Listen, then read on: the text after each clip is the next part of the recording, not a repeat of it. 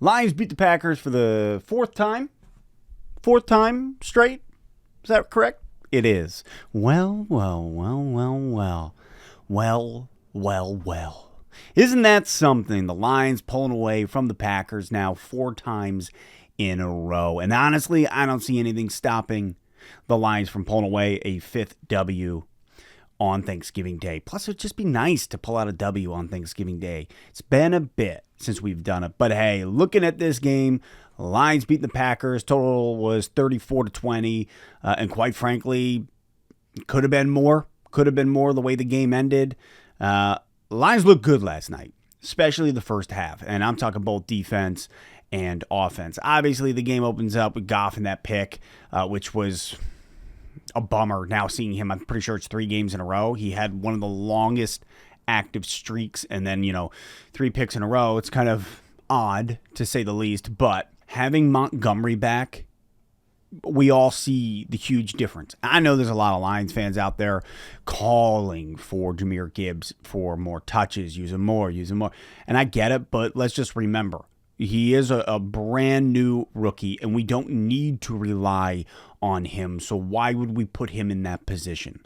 Montgomery, you see what that guy is able to do. He is the bell cow, as I heard somebody describe earlier today. He is. And the way that guy moved, he could have had 4 TDs, but he had 3 yesterday. Could have put up a 4th if we really wanted to at the end. But, you kneel the game out, win it, get the W. Don't give him a chance to get the ball back.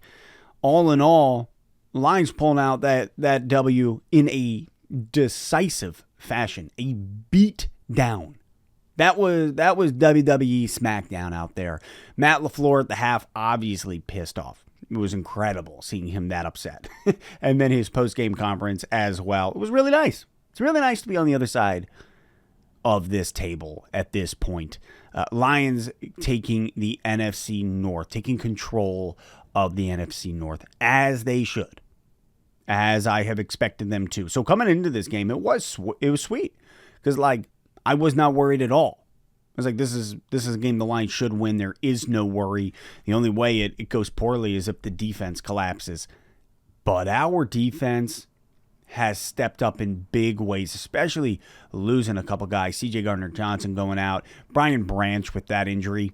Personally, I was in the boat of, we're up by 2 scores. Why are we going to throw him back out there? Let's just let him rest.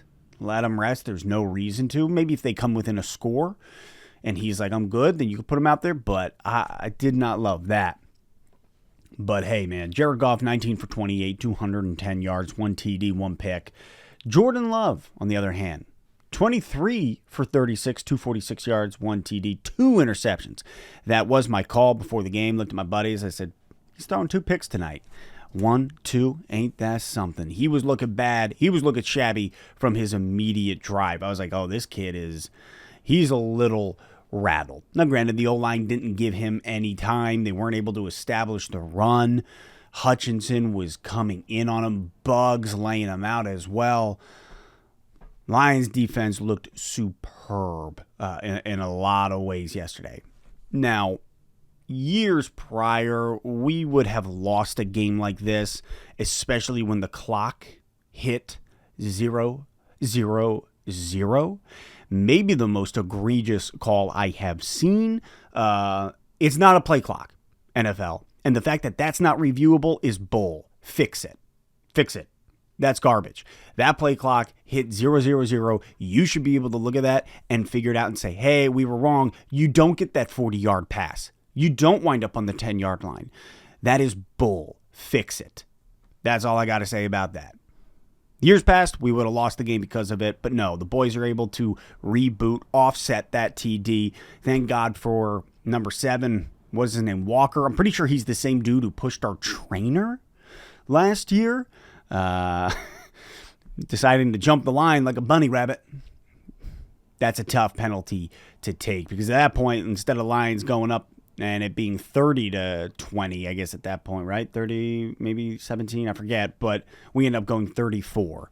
So 34-20, Montgomery is vital to the run game. He comes back after being out a week. Decker, it was so good to have Penne back on the right, Decker on the left, Ragnow in the center, and then and Jonah Jackson, the boys, holding down. Josh Reynolds, 6 targets, 3 receptions, 69 yards. Sam Laporta, man, him getting up in the air for that one ball where he actually just peels out to the left and, the play started to break down. Goff rolling out, hits him. He got up.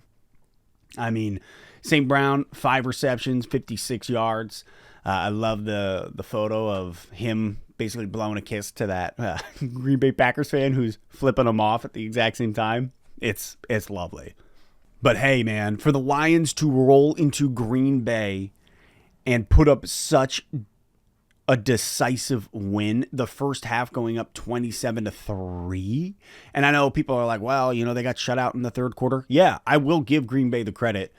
It's credit that is deserved for coming out and being able to start thwarting our offense immediately in that second half, but too little too late. Too little too late.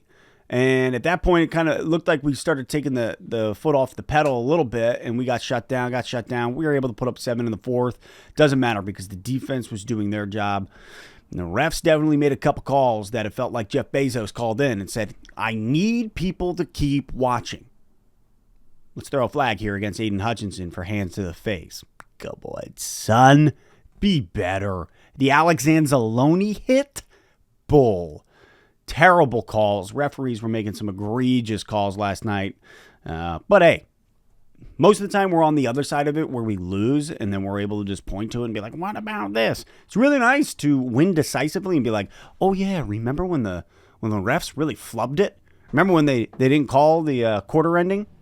It's a sweet time to see our fellas doing their job so well that we don't have to look back at these and be pissed off as we are dealing with a loss on a Friday. Instead, it's Victory Friday. Lions, the kings of the North at 3-1, establishing their position. Now, listen, can't get complacent. I know somebody in the comments is going to be like, kings of the North? Calm down. Would you just calm down already? God. Lions establishing that they are the front runners for this division. Don't get complacent. You cannot. Carolina's come to town next Sunday.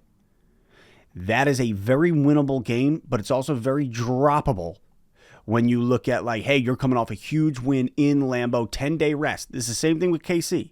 10 days before the next game, a road win, a huge win. Well, Green Bay, man, you coming back?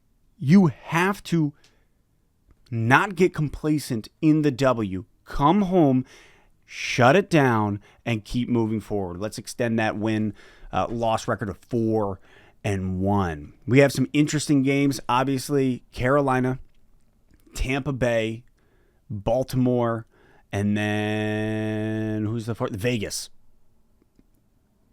I'm just saying those next 4 games, I don't see why the Lions don't go 4-0 or 3-1. I'm not going to say who I think we lose to, but Justin Tucker's leg is still alive. Proud of the fellows for putting up such a decisive win. It was great seeing it in Lambeau once again. That is 4 W's in a row against Green Bay, and there is no reason why we don't beat them on Thanksgiving Day at home and extend that to 5 W's. I mean, let's see LaFleur cry. I mean, can we just push it to that? Is that too much for me to ask for, seeing a grown man cry on national television? Yeah, maybe that's too much. Maybe I'll dial it back. That seems like more of a me problem. But that is it. Happy Victory Friday, Lions fans. Enjoy this one. Enjoy Sunday off. Just chilling, watching the Bills play the Dolphins. Should be a good game. Let's get prepared for Carolina. Don't grow complacent. Keep moving forward. Always looking to move forward with the ball. That is it. As always, I'll catch you next time on Let's Talk Lions.